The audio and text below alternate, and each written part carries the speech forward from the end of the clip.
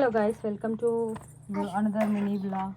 So ఇవాళ lunch వచ్చేసి veg fried rice అండి. సో వెజ్ ఫ్రైడ్ రైస్ ఇది బయట నుంచి తెప్పించుకున్నది అనమాట. సో బయట నుంచి తెప్పించుకున్నాము, ఇంట్లో కూడా చేసుకోవచ్చు, బట్ ఇవాళ బయట నుంచి టైం లేక బయట నుంచి తెప్పించుకున్నాము. చూడండి,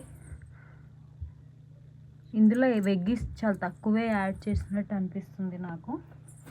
అండ్ దానికి అంచుకి ఇలా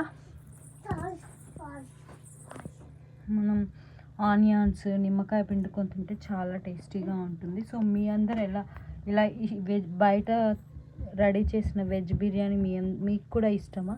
సో ఒకసారి మీరు కూడా ఇలా బయట తెచ్చుకొని ట్రై చేయండి.